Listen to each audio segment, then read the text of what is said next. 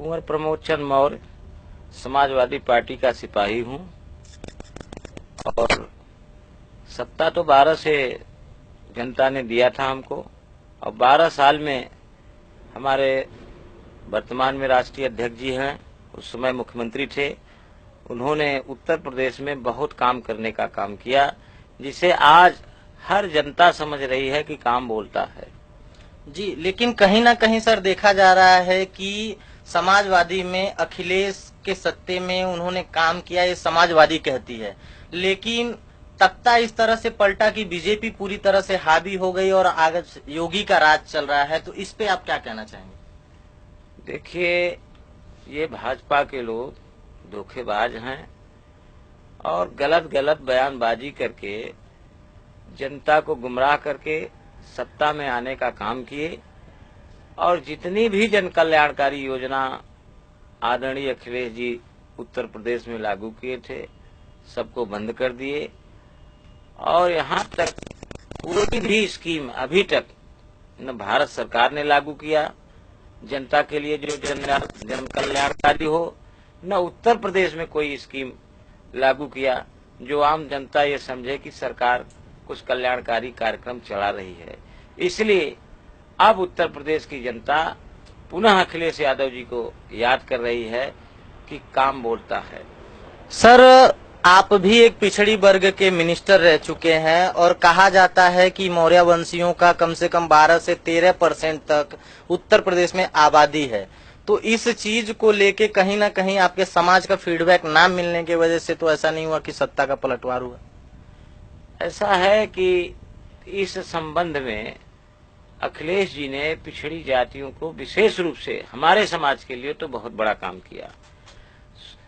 देश के स्वतंत्र हुए इतने दिन हो गए, हमारी जात की गणना मौर्य, कुशवाहा, शाक्य, सैनिक, काछी, कोयरी, ये जो तमाम उपजातियां हैं, लेकिन जात केवल है मौर्य, कुशवाहा। ये हमारे पिछड़ी जात की सूची में अलग अलग क्रमांकों पर गणना की जाती थी, जिससे हमको कहीं 2% में आंका जाता था, कहीं 3% में आंका जाता था। लेकिन इसको, जबकि हमारे इन जातियों के बीच में रोटी बेटी का संबंध है, बावजूद पिछड़ी जात की सूची में हम अलग अलग स्थानों पर थे और अलग अलग स्थानों पर हमारी गणना होती थी, जिसके लिए मांग बहुत दिन से चल रहा था।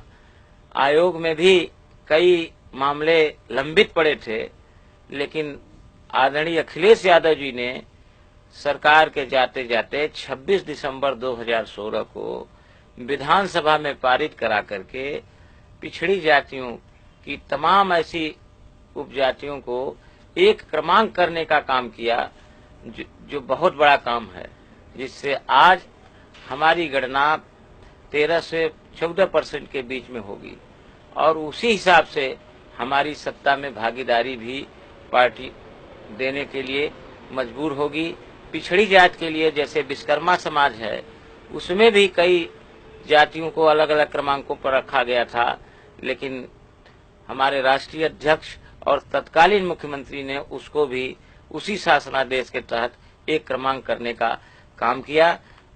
इसलिए हम उनको बधाई देना चाहते हैं कि वाकई में पिछड़ी जात के वही अखिलेश जी ही मात्र ऐसे मुख्यमंत्री थे जिन्होंने काम करने का काम किया और हमारे समाज के गरीबों किसानों के मसीहा रहे स्वर्गीय बाबू पारसनाथ मौर्य, जो आजीवन समाजवादी आंदोलन पर चल करके अपनी जिंदगी गुजारे, राजनीति किया, समाज में सेवा किया। उनके नाम से समाजवादी पार्टी सरकार ने राजकीय ट्रामा सेंटर बाबू स्वर्गीय पारसनाथ मौर्य स्वतंत्रता संग्राम सेनानी के नाम से जनपद भदोही में बनाने का शासनादेश दिया और धन भी दिया, जिसे भाजपा के लोग सरकार बनने के बाद नामकरण हटाना चाहते थे। ये उनका पिछड़ी जात विरोधी मानसिकता जो है प्रदर्शित होता है, परंतु हम लोगों ने आंदोलन किया, यहाँ तक कि कोर्ट भी जाना पड़ा, लेकिन अभी वह शासनादेश सुरक्षित है। इसके लिए भी हम समाज की तरफ से राष्ट्रीय अध्यक्ष अखिलेश यादव जी को धन्यवाद देना चाहेंगे। सर, कहीं ना कहीं योगी सरकार का आज भी सत्ते में बोलबाला है तो आने वाले 2019 के इलेक्शन में आप प्रत्याशी के रूप में समाज में आने वाले हैं, तो क्या लगता है किस तरह से आप लोगों की रणनीति होगी कि योगी सरकार को तस्त करके या पस्त करके आप अपनी सत्ता बनाओगे? योगी सरकार तो विफल है, अपने कामों से स्वयं विफल है।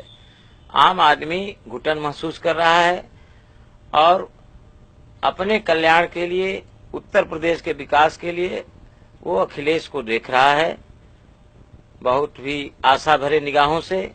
इसलिए 2019 के चुनाव में हमारी पार्टी अपने पुराने काम पर, अपने नेक इरादे पर और सभी जातियों के समावेश का टिकट देने जा रहे हैं हमारे राष्ट्रीय अध्यक्ष जी। उसके आधार पर हम चुनाव में आएंगे और अगर पार्टी का आदेश होगा तो मैं भी भदोही लोकसभा से पार्टी का प्रत्याशी रहूंगा। सर, लेकिन कहीं ना कहीं देखा जाए तो अभी पिछले दिनों लालू जी को इस तरह से सजा हुई, उस पे लोगों का जो देखने का नजरिया है चारा घोटाला को लेके, ठीक है, तो 2019 में इसका क्या असर पड़ेगा लोगों के? आखिर समाजवादी को लोग वोट क्यों देंगे? समाजवादी ने काम किया है, विकास किया है, सम्मान किया है लोगों का। अब लोगों ने तुलना कर लिया कि ये भाजपा के लोग धोखेबाज लोग हैं, नुमाइशी बात करके, फर्जी बात करके सत्ता में आ गए हैं। अभी तक इतने दिन बीते हुआ कोई उनका प्रोग्राम नहीं आया। तो आम जनता निश्चित ही समाजवादी पार्टी को समर्थन करेगी और 2019 के चुनाव में भारतीय जनता पार्टी को उखाड़ फेंकने का काम करेगी। सर, लेकिन कहीं ना कहीं देखा जाए तो योगी सरकार में कानून व्यवस्था बहुत चुस्त दुरुस्त है, जो समाजवादी पार्टी में नहीं होती थी। शायद यही कारण तो नहीं है कि युवा वर्गों का हाथ समाजवादी पार्टी से खींच लिया गया? ये तो आप कह रहे हैं, आंकड़े आप देख लीजिए, आंकड़े ठीक इसके विपरीत हैं। समाजवादी पार्टी में बदनाम करने के लिए जो भी ये लोग आम आदमी के सामने प्रस्तुत किए, आज उसका जस्ट 2 गुना 2.5 गुना बढ़ गया है। हर जितना करप्शन बढ़ गया है, कानून व्यवस्था की स्थिति खराब हो गई है। पेपर उठा के देखिए तो पहले ही लूट, डकैती, हत्या, बलात्कार, ये सब सारे मामले आपको पहले देखने को मिलेंगे। तो ये कैसे मान लिया जाए कि भाजपा सरकार में कानून व्यवस्था दुरुस्त हो गई है? जी, लेकिन कहीं ना कहीं सर सपा सरकार में बहुत ही ज्यादा मामले देखने को मिलते थे जो मोदी सरकार में नहीं देखने को मिल रहे हैं, और इसी का फायदा कहीं ना कहीं लोगों को मिल रहा है। आप जो बोल रहे हैं कि योगी सरकार में इस तरह से मामले आ रहे हैं, लेकिन जहां तक देखा जाए तो सारी मीडिया समाजवादी पार्टी में कहा जाता था कि समाजवादी पार्टी का सत्ता मतलब गुंडों का सत्ता है। तो क्या कहेंगे इस बारे में कि क्या था एक्चुअली इसका खुलासा? नहीं, ये भी भाजपा वालों का ही साजिश था। भाजपा वाले, उनके जो जनसंघ वाले हैं, आरएसएस वाले, ये लोग दंगा कराते थे और कहीं न कहीं सरकार की विफलता प्रदर्शित करना चाहते थे, और एक कहीं मामला हो जाए तो उसको बहुत हाईलाइट करते थे। मीडिया पर भी भाई उनका कब्जा है।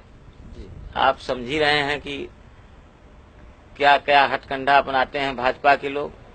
और अभी चुनाव में, गुजरात के चुनाव में अभी आपने देखा कि जनता जो है सरकार हटाने के लिए सालों से हड़ताल कर रही थी, और ये लोग अपने झूठ फौरेब के बल पर ईवीएम के सहारा लेकर के फिर सत्ता बना लिए। सर, ईवीएम घोटाला, जो ईवीएम हैक का मामला केजरीवाल ने शुरू किया था और उसको प्रूफ किया था कोर्ट में कि ईवीएम घोटाला हैक हो सकता है, तो ईवीएम की आपने बात की, तो क्या लगता है कि ईवीएम की जो सरकार अभी आने वाले 2019 में सत्र में जो चुनाव होगा, इसमें ईवीएम होना चाहिए या नहीं होना चाहिए? हमारे राष्ट्रीय अध्यक्ष आदरणीय अखिलेश यादव जी बिल्कुल ईवीएम के खिलाफ हैं और ईवीएम के बहिष्कार के लिए राजनीतिक पार्टियों की मीटिंग भी बुलाए थे और कई राजनीतिक पार्टी उसमें भाग लिया। कई बाहर थे इसलिए नहीं भाग लिए, लेकिन सभी राजनीतिक पार्टी इस बात पर एकमत हैं कि अब ईवीएम को हटा करके, चूंकि ईवीएम बिल्कुल धोखे का चुनाव है, लोकतंत्र की हत्या हो रही है ईवीएम से चुनाव कराने पर। सर, ईवीएम अगर बीजेपी ईवीएम का ही इस्तेमाल की और इस चीज पे वो खड़े नहीं उतरी कि ईवीएम नहीं हटाया जाएगा, तो आप लोगों का अगला कदम क्या होगा ईवीएम हटाने के लिए? अब इस पर तो राष्ट्रीय अध्यक्ष ही निर्णय लेंगे, वही हमारे सर्वमान्य हैं। लेकिन समाजवादी पार्टी नहीं, पूरा संपूर्ण विपक्ष, सभी पार्टियां ईवीएम के खिलाफ हैं। क्योंकि वही नगर पंचायत के चुनाव में जो चुनाव ईवीएम से हुए, उसमें भाजपा का मत का जो परसेंटेज था वो बहुत ज्यादा था, और जहां बैलेट बॉक्स से हुआ, मतपत्रों से हुआ, वहां भाजपा का परसेंटेज डाउन था। इससे ये सिद्ध होता है कि ईवीएम के बल पर ये लोग कहीं न कहीं छेड़खानी किए। जी। और सर, आपने थोड़ी देर पहले कहा कि बीजेपी योगी सरकार जो यूपी में है, आज योगी सरकार का करप्शन ज्यादा है, तो इस करप्शन को उजागर करने के लिए समाजवादी क्या कठोर कदम उठा रही है ताकि सच्चाई लोगों के सामने आ सके कि भाजपा कितनी करप्ट है? इसके लिए अब पार्टी जल्दी ही जिले स्तर पर पूरी सूची मंगा करके और इसको जन आंदोलन के रूप में रखेगी। निश्चित ही हमारे राष्ट्रीय अध्यक्ष कुछ निर्णय लेने वाले हैं, इसकी चर्चा पार्टी में चल रही है। जी। और आने वाले 2019 में सर, आपकी तरफ से कौन सा कदम होगा जिससे भदोही जिले में आपके जीत की डंका बजेगी? आम आदमी के समस्या को सुलझाने का काम किया जाएगा। जहां भारतीय जनता पार्टी लोगों के ऊपर दबाव बनाने का काम कर रही है, उनके साथ उनके अधिकारियों द्वारा जहां उत्पीड़न किया जा रहा है, उस पर हम लोग आम जनता के साथ आंदोलन करने का काम करेंगे। और अपने पुराने पिछली सरकार में जो हम लोगों ने काम किया है, उसको भी हम लोग गांव स्तर तक पुनः लोगों को स्मरण कराएंगे। वैसे भी आम जनता आदरणीय अखिलेश यादव जी को याद कर रही है। उसका समाजवादी पेंशन, लैपटॉप, किसान दुर्घटना बीमा, सिंचाई मुक्त, दवाई मुक्त, तमाम ऐसी योजनाएं जो अखिलेश यादव जी, सैकड़ों योजनाएं जो अखिलेश यादव जी ने चलाया था, जिससे लोग लाभान्वित हो रहे थे, आज बंद हो गया है। तो लोग बहुत ही निराशा लोगों को हाथ लगी है, और उसका बदला अवश्य जनता आने वाले चुनाव में भारतीय जनता पार्टी से लेगी। सर, अभी कुछ दिन पहले जैसे जब आपका समाजवादी का सत्ता था, तो बीजेपी का कहना था कि समाजवादी सफाई के लिए इतने करोड़ वेस्ट कर रही है, इस अभियान के लिए इतने करोड़ वेस्ट हो रही है। लेकिन हाल ही में हुए गोरखपुर के हादसे में ऑक्सीजन की वजह से कितने बच्चे मरे, जिसको लेके ऑक्सीजन सप्लाई नहीं किया गया, इस वजह से शायद इतने घरों के चिराग बुझ गए। और वहीं गोरखपुर में योगी सरकार महोत्सव मनाने के लिए कई करोड़ दान दे रही है, कई करोड़ का इन्वेस्टमेंट कर रही है। तो इस पे आप क्या कहना चाहेंगे इस सरकार के लिए? सर जी, ये आपने बहुत सही सवाल पूछा। ये भाजपा जो है वाकई में जुमलेबाजी की सरकार है। हमारे सफाई महोत्सव में ये आम आदमी का महोत्सव होता था, किसान का महोत्सव होता था, बुनकर का महोत्सव होता था, और जो आम आदमी है उसका महोत्सव होता था। लेकिन ये जो है, जो हमारे योगी जी हैं, इनसे आम आदमी से कोई मतलब नहीं है।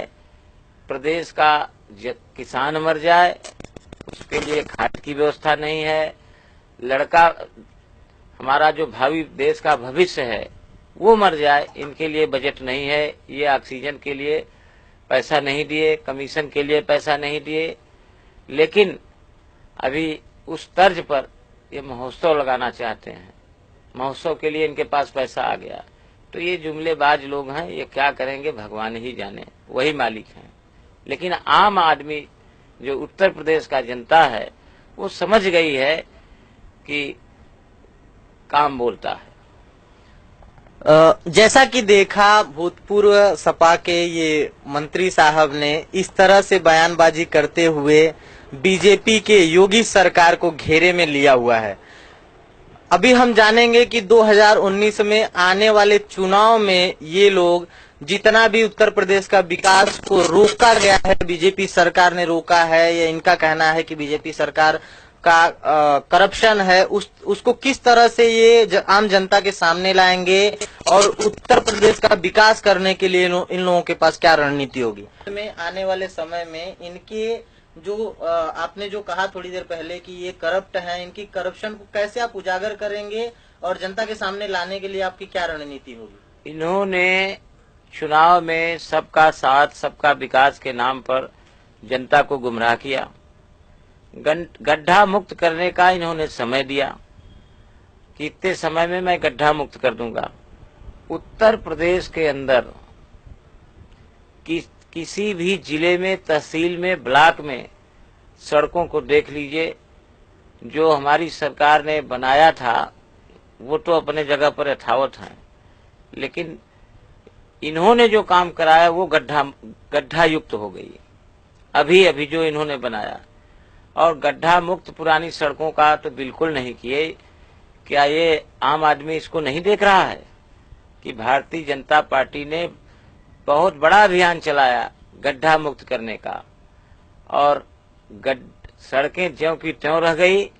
पैसा गड्ढा मुक्त के नाम पर लाखों करोड़ रुपए निकाल लिए गए। सर, बीजेपी सरकार का स्वच्छता अभियान को लेके बहुत बड़ी मुहिम चलाई गई थी, तो उत्तर प्रदेश में इसका कितना असर हुआ और कितना स्वच्छ हुआ है उत्तर प्रदेश। हमको तो ऐसा कुछ नहीं लगता। इनके ज्यादातर काम कागजों पर है जी, जमीन पर कुछ नहीं दिखाई पड़ रहा है। स्वच्छता के संबंध में हमको लगता है कि अधिकारी और नेता मिलकर के सब डकार जाएंगे। तो ये थे हमारे भूतपूर्व सपा के मंत्री जिन्होंने कई तरह से योगी सरकार को घेरा हुआ है। आइए हम दिखाएंगे आपको इसकी सारी हकीकत। आप जेजेबी न्यूज की खबरों से अपडेट रहने के लिए हमारे YouTube चैनल को लाइक करें, शेयर करें और सब्सक्राइब करें।